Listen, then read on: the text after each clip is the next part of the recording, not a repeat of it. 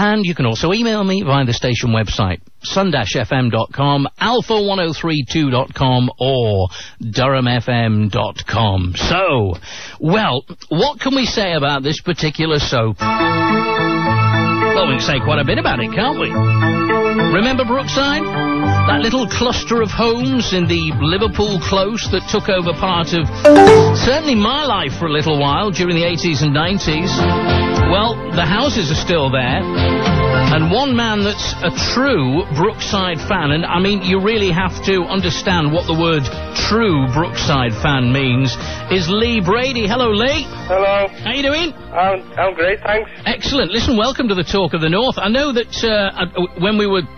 when somebody was actually helping me to sort out the call earlier on, they said, he's dead nervous. Yeah, I was. Just bear with me here, Lee, right? How can you be dead nervous when you were at Jimmy Corkill's birthday bash last night? I don't know, I was really nervous at that as well. Were you really? Yeah. Now, who was it turned up at this bash? There's about 600 or 700 people that turned up. Really? Yeah. And there was a fairly well-known... Yeah, Phil Redmond, he was there. Yeah, Phil Redmond was he was the series... He was probably the man behind Mersey Telly, wasn't he? Yeah, he was. He was the producer. Is he a nice bloke? Yeah, he's great. He is. And who else was there? Dean Sullivan, obviously. Yeah. Who was Jimmy Corkill. There's quite a few actors that were in Brookside that was there at the night. Sinbad. Sinbad, who's now in Corrie, isn't he? Yeah, he is. Yeah. He said it's very, very hard to change his accent. So. Did you get drunk?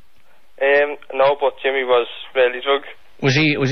You do though on your birthday. It's my 40th birthday bash this year, you know, and I have to try and locate a venue where to go. Because I really do want to get completely and utterly trashed on my birthday, because I think you do when you get to 40, don't you? Yeah, you have to come to Liverpool for that. That's a good idea, actually. Liverpool, or somebody said to me, go to Dublin. Nah. Come to Liverpool. Is that an open invitation, Lee? Yeah, it is. Excellent. Now, there was somebody else at this birthday bash last night, wasn't there? A very famous singer. George Michael? No, not the George Michael, surely. No, I think he was a lookalike, but I don't know. It was 50-50 on the night for everybody.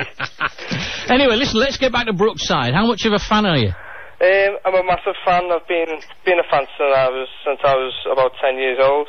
Since you were 10? How old are you now? 20. So, would Brookside have started already when you started watching it? No. No? No. All right, give us a quick sort of rundown, because, you know, with you being such a massive fan, what year did it start? 1982. Right. And what year did it go off the telly? 2003. So for 21 years, yeah, you've been obsessed by it.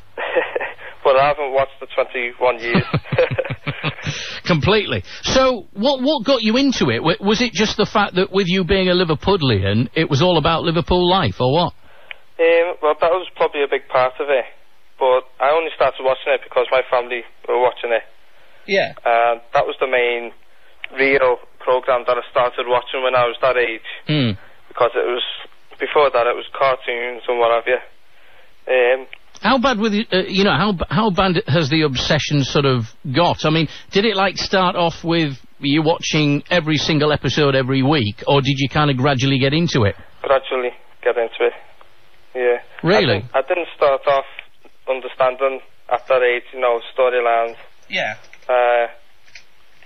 But gradually as the years went on, I did start to watch it more. And when did you kind of think to yourself, do you know, I think I'm probably becoming a bit obsessed by this? I didn't. So you don't think you've got an obsession, you're just a big fan of it? I'm just a big fan of it, yeah. How far do some people take their obsessions? Because, I mean, let's face it, if you're such a fan of something, you'll literally collect anything you can. Do you collect things from Brookside? Not really, but I have got a few DVDs of copied episodes. That's it, really. That's up to now, but I'm still looking. Now, at the moment, you're running a sort of online petition, aren't you? Yeah. What for? That's for it to be released on DVD.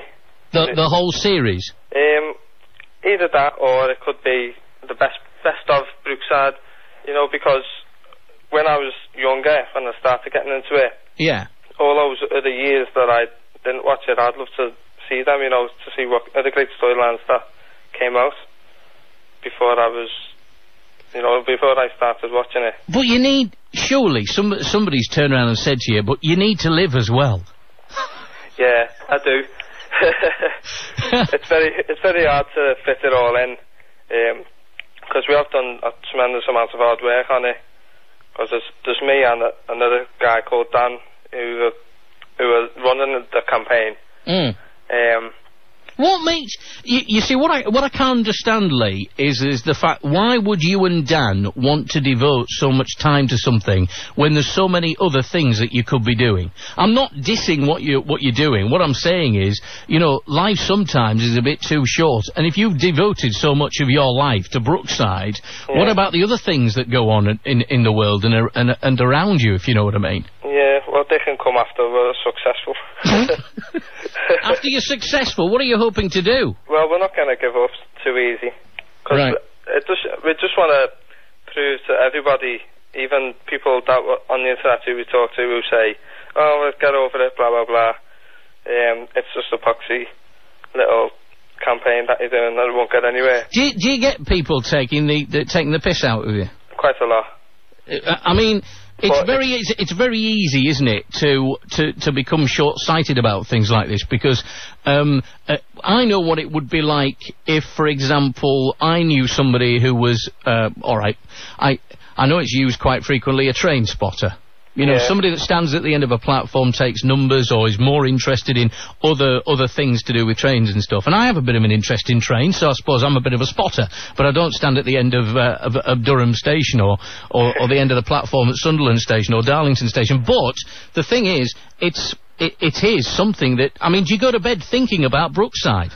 No, I'm not that much obsessed with it. Do you have a sex life, Lee? I mean, this is just it. I mean, it's, for some people, it does literally take over their lives, doesn't it? It does. A little. But it doesn't for you? No. Now, there's these two sites. The first one, which is the one that's got, which has got, yes, line it up, please. It's all right, I'm just speaking to him next door, you know, Daydreamer. Yeah, please, Robbie, yeah. Just line one up, will you? Oh, I'll have to have a word with him later, you know. I think he's been taking bromide. I'm pretty sure he has. But you've got two sites. What's the one that, what's the website where the petition is on then? That's on www.brookside.tk. Just say that word, Brookside, again, because I love it when Scousers say Brookside. Brookside. No. You said it differently. Hang on a minute. You say Brookside. Brookside, that's... Brookside close. Mind your purse, love. Yeah. Now, so that's brookside.tk, which is the site to go on and vote on if you want it out on DVD. Yeah, it only takes not even a minute to sign it. Right, and also, your site, which is utterly and totally devoted to Brookside, is what? The MySpace. I've got a MySpace webpage. And what's it called? It's www.myspace.com/Brookside official fan site. Just say Brookside again, will you? Brookside. He won't do it. He won't bloody do it. Oh, give me a break. So... When it comes down to it, what are they doing with the set now? Because it's still there, isn't it? It is still there, but with Phil Edmund, he sold his business and he sold the houses, sadly. So what's going to happen to them then? Well, whoever owns them now, apparently he's supposed to be doing them up at a gated community. A gated community? Something like that, like a community where, I don't know, I've never heard one of them in my life before. Well, Lee, listen, thank you for joining us on the Talk of the North. Okay. I hope you're not so nervous now. No, I'm fine. There you go, you see, you can do more of these and you'll become a major media celebrity like me. Yeah. Yeah, I can tell you we're thrilled at that. But listen, all the best with the